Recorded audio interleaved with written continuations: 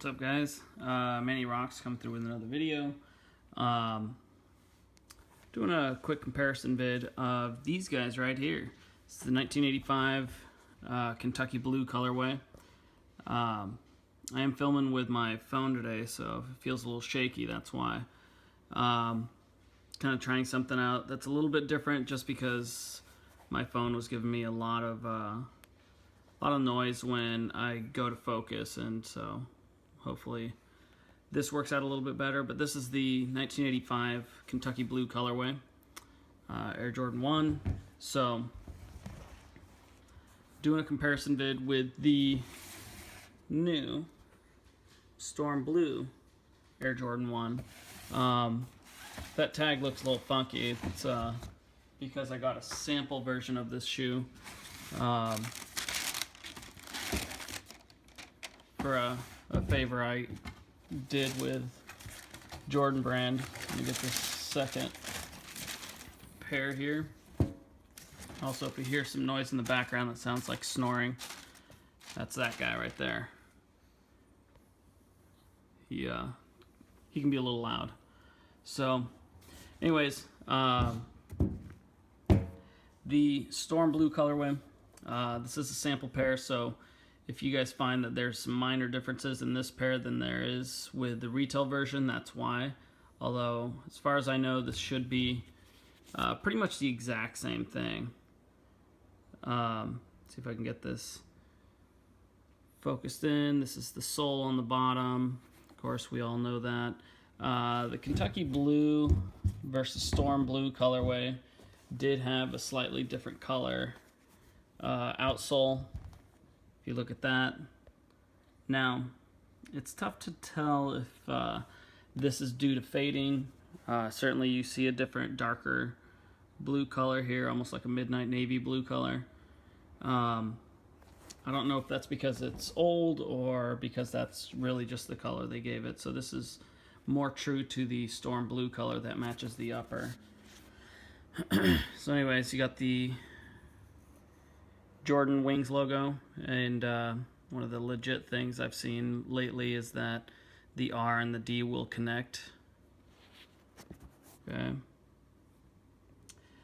And one of the best things I like about this shoe right here is it is a high, but it's that toe cap that, even though it's not exactly like the OGs, this is quite honestly probably the closest thing we've seen to a true OG in terms of overall cut. I know we've got the remastered editions that have come out in the past, and they really have stepped up their game in terms of the quality and kind of overall craftsmanship and the likeness to the OG colorways. But this one, I mean, you see the height at the swoosh. The biggest difference between the two is the height at which the padding goes up. Overall height, they're both a size 7.5, so it's a good comparison to do. But if you take a look at the width of the collar, this is a little bit higher. Side-by-side comparison, move that out of the way.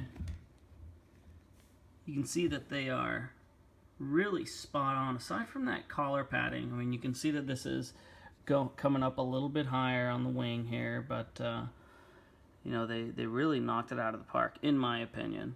You know, I did hear some guys complaining that the swoosh was not a plastic swoosh like the true original. I'm okay with that detail. The biggest thing for me, especially when I got this pair out of the box, is the materials. You know, I always look at something like that, not the outside, but you look at the thick cuts of leather there, okay? And you've got, I mean, you can tell these are built tough, just like the originals were. They were built to last. One of the great things about original ones is that they tend to look a lot better with age. So, toe box is on point. Overall, I think Jordan did a great job on these. Kind of focus in on the Nike Air there. I'll try to get a quick deal on the tag.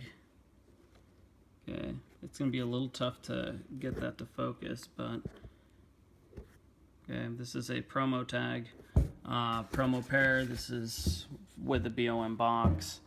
Like I said, I got this pair gifted and very fortunate for that. I think the quality on these was excellent. And one of the things I wanted to do is kind of line up some of the other remastered pairs alongside. And I'll just grab the right shoe here for each of the colorways. So starting off, we've got the band colorway, or the black and red. Again, I think they did an excellent job on this pair. I know that there was a couple complaints I heard out there that they weren't like true OGs. They had that tumbled leather, very much like the shattered backboards. And again, I really think they did a great job on this pair. Very tough. Padding's a little bit thicker than on the Storm Blues, but you know, great pair nonetheless. One of my favorite pairs that came out of the year is the Black Toes. Actually, I think they did a knockout job on this one. This is on par with the Storm Blue. A little bit thicker padding on the tongue, again. But really, I think this pair is insanely underrated. Get my words confused here. This is a must-have, and the fact that the prices on this pair are below what the previous black toe pairs are is a little mind-boggling, because I think this pair is certainly much higher quality. But you know what? That's the way the hype goes, right? So next pair I was gonna bring up was the Chicago. If you guys remember, the Chicago was one of the first pairs after the frags. I do have my sample frags downstairs. I'm not going to show them with this pair because they're the black stamps, and it's kind of a weird comparison. But so the Chicagos were one of the first pairs after the frags. The frags were the start of the remastered series, and then came out the Chicagos. Chicagos were such good quality. I won't say that they are nearly up there with that of the Storm Blues. I mean, you can take a look at that build. It's good. It's not as good. You know, buttery leather. I like the cuts of the leather. But really, I don't think it compares with the Storm Blue overall build. And last one is the shattered backboard. You know, and it's a funny thing with this shoe. I find it really interesting that this pair had gone from, super hype on release, came back down, got some reasonable prices. I'm a size 8, which is not incredibly easy to find with this pair. But you had kind of a following there that died away and later kind of arose again or got revived. I mean, guys are calling this their grail shoe, and you know, it's don't get me wrong, it's a great shoe, probably one of the best releases that Jordan has put out in a non-OG colorway. But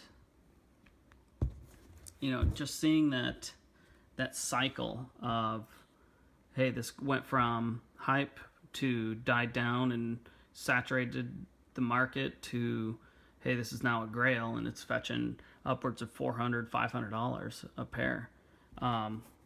Really kind of baffles me. But anyways, that's the lineup of the remastered pairs. We've got the Shattered, the Chicago, Black Toes, Breads, Kentuckys. Like I said, I do have the frags downstairs, but I didn't bring them up because they are, again, a sample pair that is different than most of these.